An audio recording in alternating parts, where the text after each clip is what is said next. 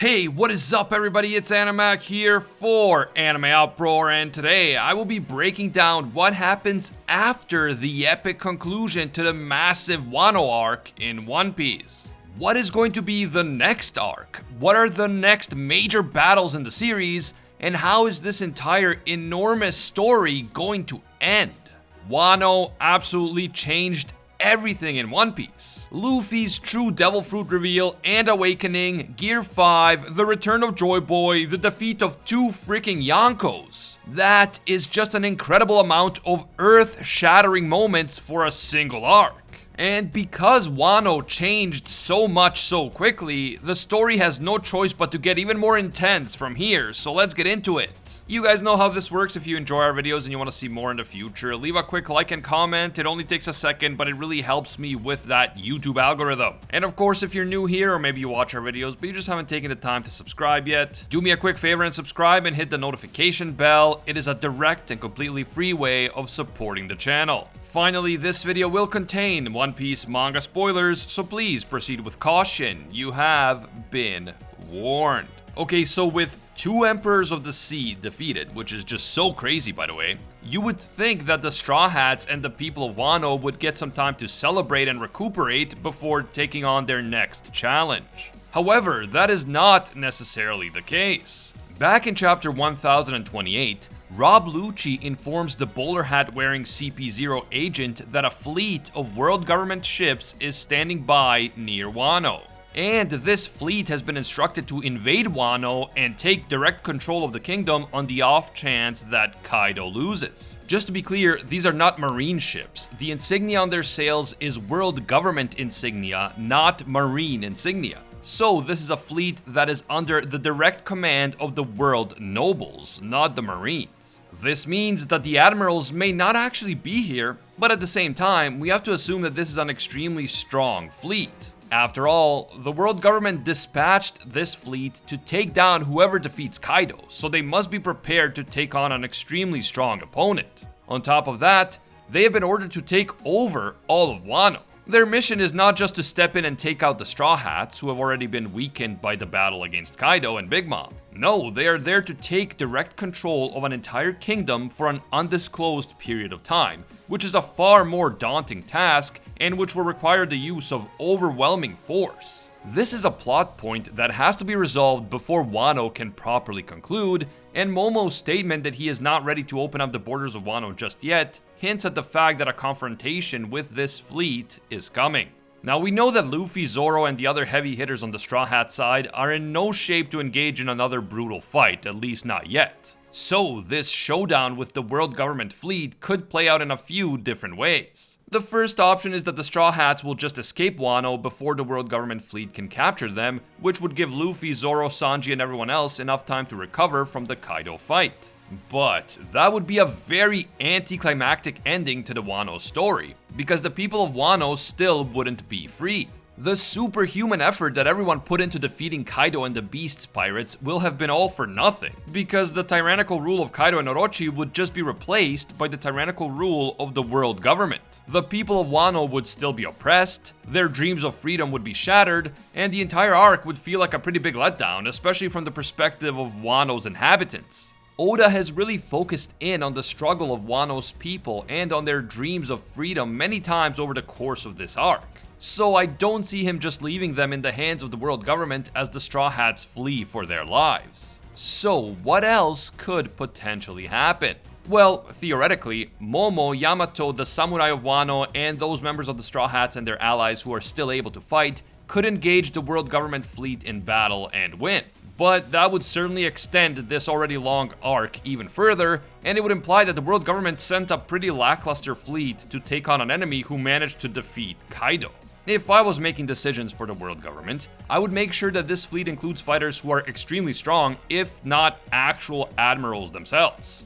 Anything short of that would just be bad planning. So if the fleet is extremely strong, and if the Straw Hats don't want to just run away and leave Wano to the world government, then it's possible that an overpowered third party could intervene to destroy the fleet quickly and move us along to the next arc. For example, Zunesha could go beast mode and just stomp out the entire fleet.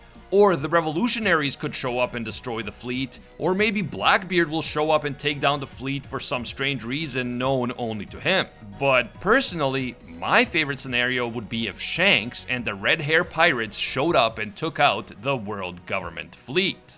Luffy has now definitely proven that he is a great pirate. He literally took down a Yonko. So what better time for the long-awaited reunion between Luffy and Shanks? Just imagine Luffy waking up from his post-battle coma to see Shanks standing over him. I mean, we've been waiting for this reunion for so long that it almost seems like a mythical event at this point. It feels like the moment when it finally happens will never come.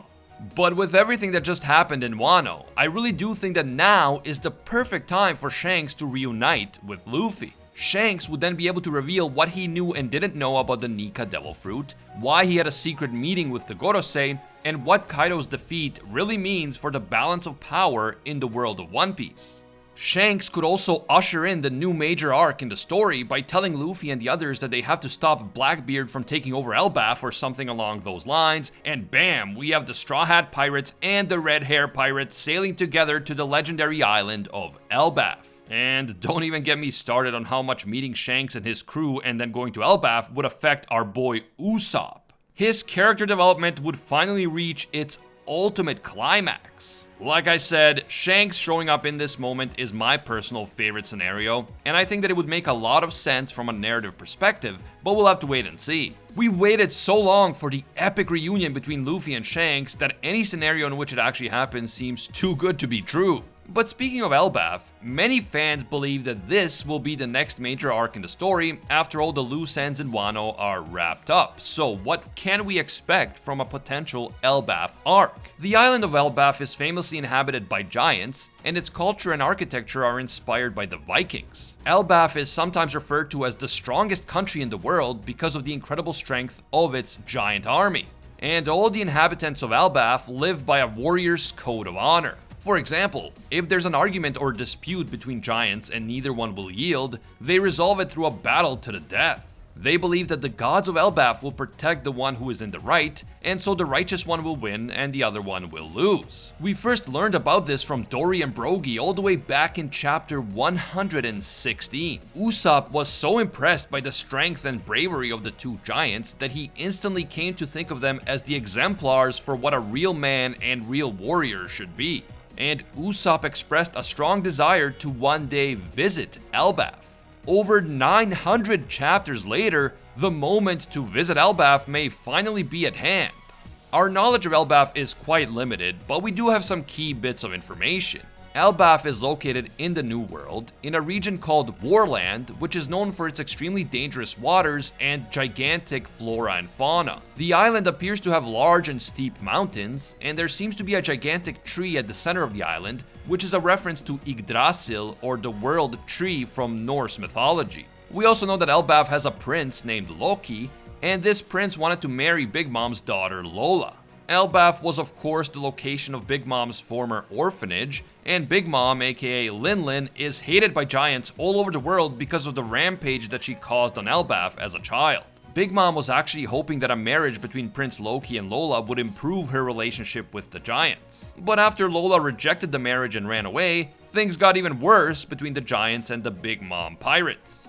Notably, the religion and culture of Elbaf is heavily centered around the sun and showing gratitude to the sun, and they appear to worship a sun god. This means that Luffy's devil fruit, the sun god Nika fruit, may have a direct connection to Elbaf.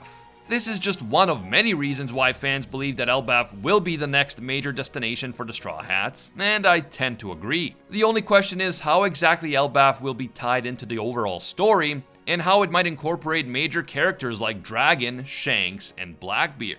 At the stage that the One Piece story is at right now, I don't think we will see another major arc that doesn't directly involve the big unresolved plot points in some way. And I think that we can all agree that the biggest loose plot points are Shanks, Blackbeard, the Revolutionaries, the One Piece itself, and Imu-sama. As I mentioned earlier, I could totally see Blackbeard attacking Elbaf for some reason, and Luffy teaming up with Shanks in order to stop him. Luffy and Shanks both have a personal history and rivalry with Blackbeard, so it is only fitting that the two of them would face Blackbeard's overpowered crew.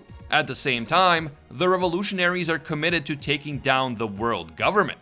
So it would make sense for Luffy to team up with his father Dragon to take down the Celestial Dragons and Imu-sama. This means that we could be looking at one major arc that involves Shanks and Luffy versus Blackbeard, possibly on Elbaf, then a Laugh Tale arc, and then the final showdown against the world government and Imu-sama that will involve the entire Straw Hat fleet, the Revolutionary Army, and every other ally that Luffy has made along the way.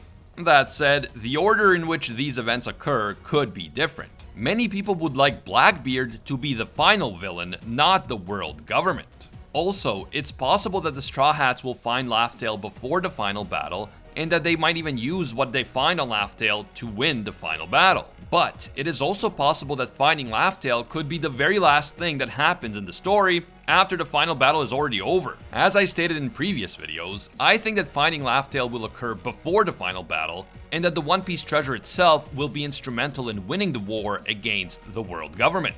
If you're looking for a video to watch next, check out my video on what the One Piece actually is, where I suggested that the One Piece may be a giant island-sized battleship, and that the final battle will involve all three ancient weapons coming together in one piece to destroy the Red Line and create the All Blue. The link to that video will be in the description and in the pinned comment. And now I want to hear what you guys think. Is Wano really ending, or are we actually going to see the arc continue for a bunch more chapters because of the world government fleet? Do you think that a major player like Shanks, Blackbeard, or Dragon could appear in Wano before the Straw Hats leave? Is Elbaf the next major destination, or do you have another location in mind? Let me know down below. If you guys enjoyed this video and you want us to keep it going with that One Piece content, leave a quick like and comment. It only takes a second, but it helps a lot. And don't forget to subscribe and hit that notification bell. It is a direct and completely free way of supporting the channel. You can also hit me up on Twitter and Instagram at Anime Uproar. I want to give a big thank you to all of our Anime Uproar patrons for making videos like this one possible. Special thank you to Kyle Salisbury. This man is an absolute mad lad and a disciple of Lord Twigo himself. And I can't forget all of our The One tier patrons, the ones who rise above all other clans, including Alpha Sigma, Pate Hefa, the Red-Haired Fox, Hinokami and Water, the Toasted Chi, Cory McGowan, the Fallen Chosen, Orihime Wukong, Dante Tennell, and Baked Buddhist. Finally, thank you also to our Pro Hero tier patrons, including the one and only Gilgamesh, Angel Cruz, Alicia Octor, Bunny Parks, Fatboy Games, Kaido Might Be a Duck, Ali Vania, and Anime S Code M. If you guys enjoy our videos and you feel that they provide value to you, consider supporting us on Patreon. As always, thank you guys so much for watching, and until next time, see ya, Space Cowboys!